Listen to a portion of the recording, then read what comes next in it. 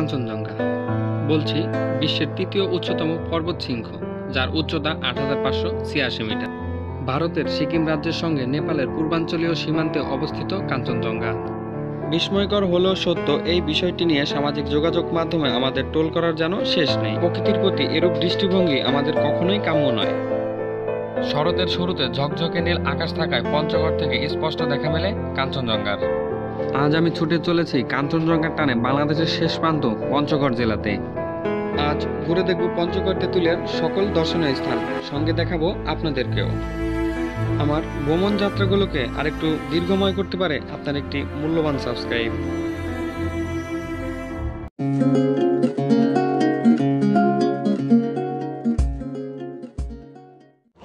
বন্ধুরা, আমরা এখন আছি হচ্ছে চাটমোড় রেলওয়ে স্টেশন। আমাদের ট্রেন হচ্ছে দ্রুতযান এক্সপ্রেস 757 নম্বর ট্রেন। ঢাকা থেকে ছেড়ে এসে 11টা 44 মিনিটে এখানে দাঁড়াবে। এখন সময় হচ্ছে 11টা 41 মিনিট। আমরা এখন ট্রেনের জন্য অপেক্ষা করব। এই হচ্ছে আমাদের সেই চাটমোড় রেলওয়ে স্টেশন।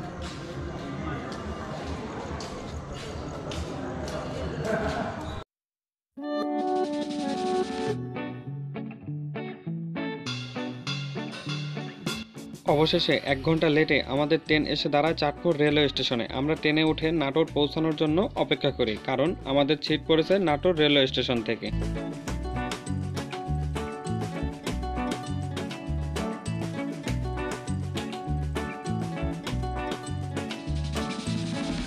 আমরা এখন চলে এসেছি হচ্ছে পঞ্চগড় বীর মুক্তিযোদ্ধা সিরাজুল ইসলাম রেলওয়ে স্টেশন।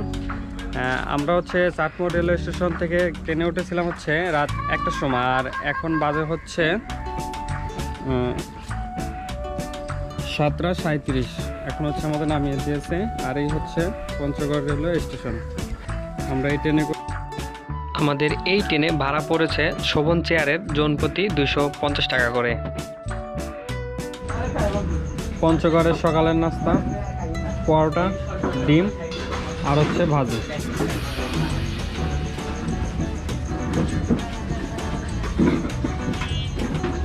আমরা হচ্ছে স্টেশন থেকে বেরিয়ে পড়েছি। এই গাড়িটি রিজার্ভ করেছি। রিজার্ভ ভাড়া দিয়েছে হচ্ছে 900 টাকা।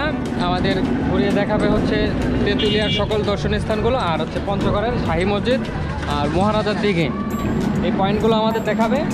ভাড়া পড়েছে হচ্ছে 900 টাকা।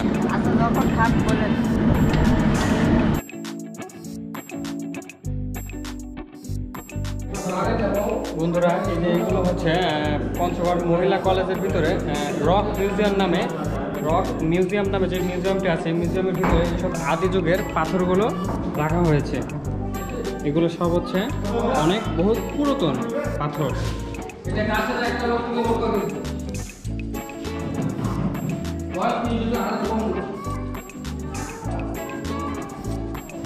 বন্ধুরা, এটা হচ্ছে পঞ্চগড় জেলার সর্বপ্রথম আসা কম্পিউটার। এর সময়কাল হচ্ছে 1996। আর এই কম্পিউটার আসার আগে এই টাইপ মেশিন ব্যবহার করে টাইপ করা হতো। এই কম্পিউটারের আগে এই টাইপ মেশিনটি ছিল।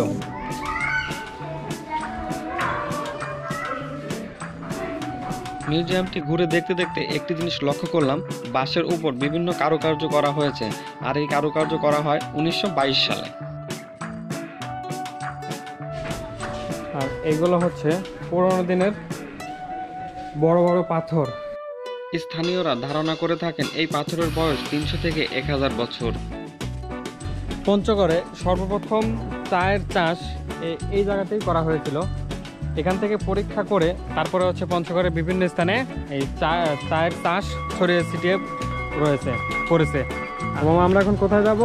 ইন্ডিয়ার চা বাগান তেঁতুলিয়াতে। বন্ধুরা, আমি এখন দাঁড়িয়ে আছি হচ্ছে ইন্ডিয়ার সীমান্তে। আর আমার সামনে হচ্ছে চা বাগান। এগুলো সব হচ্ছে ভারতের চা বাগান। হচ্ছে ভিতরে যাওয়া নিষেধ আছে, তারপরে যাচ্ছে যে এই হচ্ছে চা পাতা। আর ওই যে সামনে দেখা যাচ্ছে হচ্ছে কাঁটাতারের বেড়া, ওটা হচ্ছে ইন্ডিয়ার কাঁটাতারের বেড়া। এগুলো হচ্ছে ইন্ডিয়ার জায়গা। আমি এখন আছি হচ্ছে ইন্ডিয়ার মধ্যে। আর এই যে হচ্ছে রাস্তা, এই রাস্তা হচ্ছে বাংলাদেশের।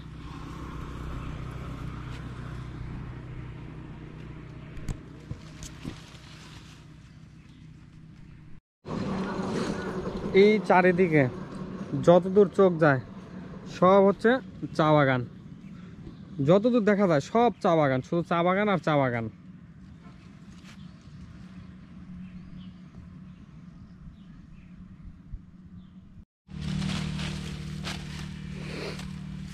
আপনারা কি বাংলাদেশি?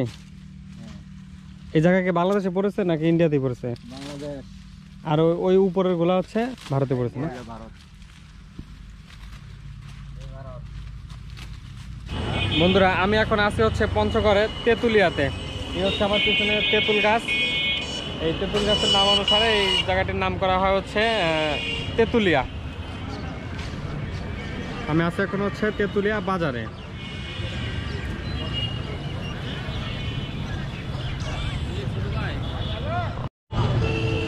আর এর সামনে আছে হচ্ছে বাংলা হোটেল। বাংলা হোটেল থেকে আপনারা চাইলে হচ্ছে খাবার খেতে পারেন।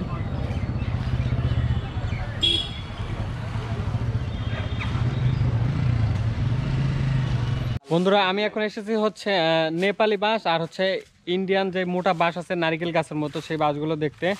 আমার পিছনে ওইটা হচ্ছে ইন্ডিয়ান বাঁশ আর এটা হচ্ছে নেপালি বাঁশ, একদম হলুদ।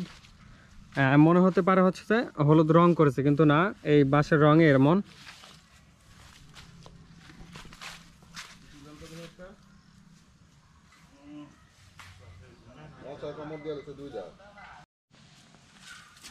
এই হচ্ছে ইন্ডিয়ান বাঁশ, আবার কেউ বোম্বাই বাঁশও বলে থাকে। আমি এই যে দুই হাতে লাগাল পাবো না, এই যে এই যে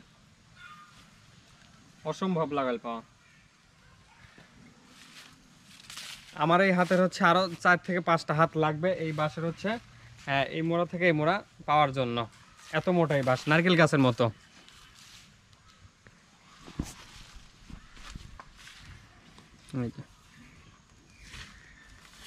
ক্যামেরায় দেখে বোঝা যাচ্ছে না, নিজ চোখে না দেখলে বিশ্বাসই করতে পারবেন না যে একটা বাঁশ নারিকেল গাছের মতো মোটা হতে পারে।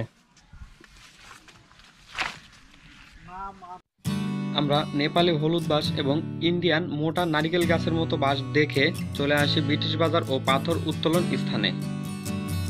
এই স্থানটি হচ্ছে সেই ব্রিটিশ বাজার।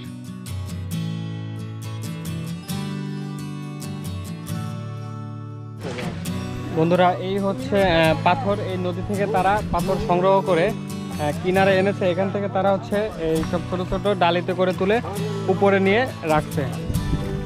আর হচ্ছে এটার ভিতরে কি টিউ, এই টিউয়ের সাহায্যে হচ্ছে পাথর ভেসে থাকে।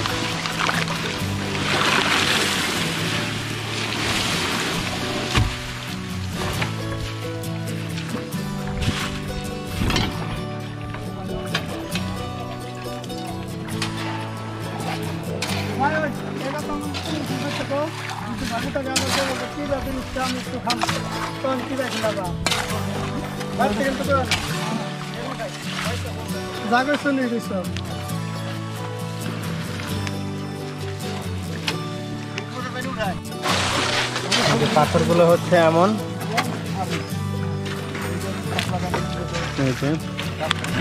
তারপর হচ্ছে গল্ফ বলের মতো আছে, গোল গোল পাথর।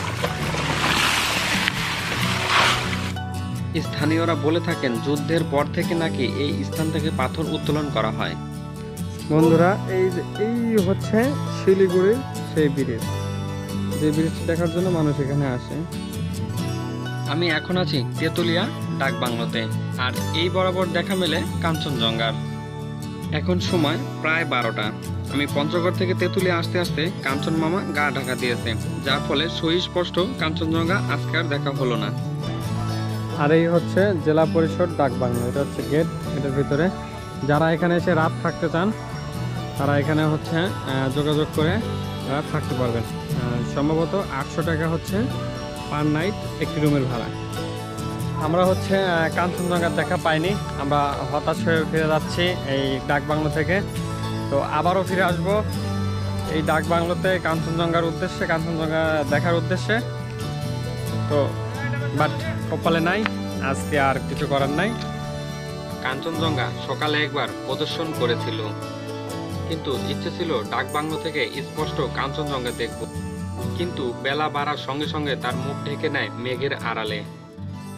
আমরা ডাক বাংলো থেকে বেরিয়ে পড়ি পরবর্তী স্পট বাংলাবান্ধা 0 পয়েন্টের দিকে।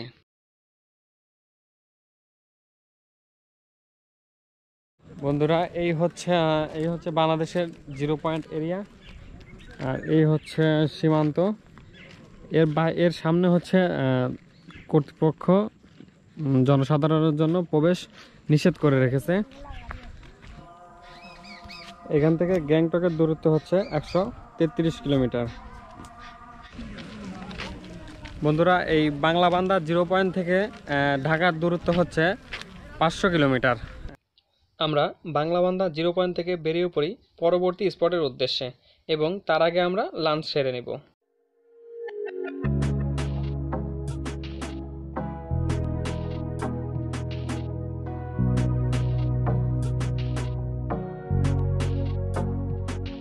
আমরা হোটেলে এসেছি দুপুরে লাঞ্চ করার জন্য।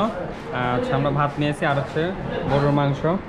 ভাত 15 টাকা প্লেট, আর 1 পিস গরুর মাংস 80 টাকা, আর সাথে ডাল দিয়েছে। এ আজকে আমাদের খাবার।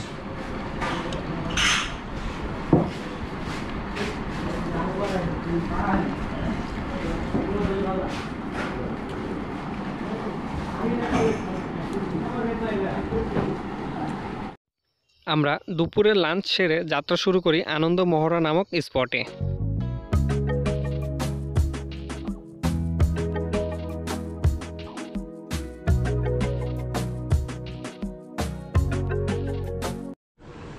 বন্ধুরা, আমি এখন আছি আনন্দ মহড়ায়। এখানে প্রবেশ করার জন্য কারো রেফারেন্সের প্রয়োজন হয়। তো যেহেতু আমি পাবনা থেকে এসেছি পঞ্চগড় তেঁতুলিয়া থানায়, তো এখানে আমাকে রেফারেন্স করার মতো কেউ নেই। তাই এখানে আমার প্রবেশ করার মতো কোনো চান্স নেই। এর জন্য এই ডাক বাংলো এবং একটা মঞ্জিল আছে, ওটা দেখা থেকে বঞ্চিত থেকে আমি এখন আবার ফিরে যাচ্ছি। এবার আমরা কই যাব?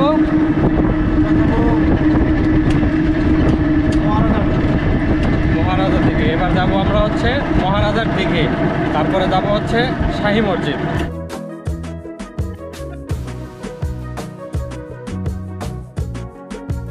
আমি এখন দাঁড়িয়ে আছি মহারাজার দিঘির পাড়ে। পঞ্চগড় জেলা শহর থেকে এর দূরত্ব 14 কিলোমিটার। 53.79 একর জমি নিয়ে বিস্তৃত এই মহারাজার দিঘি, যা দেখতে ক্ষণে ক্ষণে ভিড় জমাচ্ছেন দর্শনার্থীরা। এই নৌকা দিয়ে 30 টাকার বিনিময়ে এই দিঘির চারিদিক দিয়ে ঘুরে আসতে পারবেন। এক পাক দেওয়া হবে, 30 টাকা নেবে। সময় লাগবে 10 থেকে 12 মিনিট। আমরা মহারাজার দিঘি দেখে মির্জাপুর শাহী মসজিদের দিকে রওনা হই। দূরত্ব 45 কিলোমিটার, সময় লাগবে আনুমানিক 1 ঘন্টা।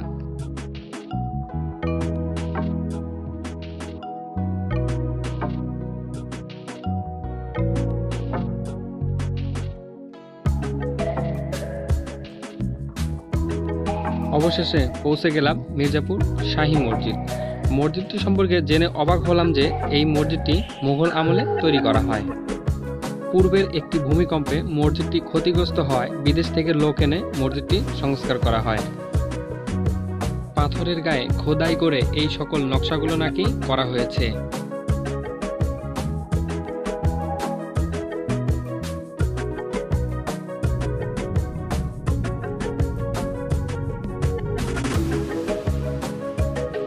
শাহী মসজিদের পাশে অবস্থিত ইমামবাড়া নামে এই পুরনো দালানটি দেখে আমরা যাত্রা শুরু করি পঞ্চগড় রেলওয়ে স্টেশনের দিকে।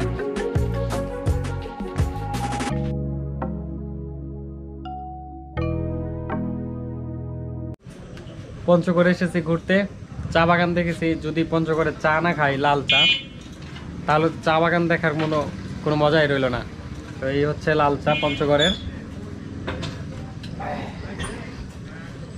লেবু দিয়েছে, অসাধারণ। আজ এ পর্যন্তই। দেখা হবে আগামী ভিডিওতে পঞ্চগড় টু পাবনা আমার বাড়ি ফেরার গল্প নিয়ে। ততদিন সুস্থ থাকবেন, ভালো থাকবেন। বিদায় নিচ্ছি আমি মোহাম্মদ মহসিন আলম সুজন।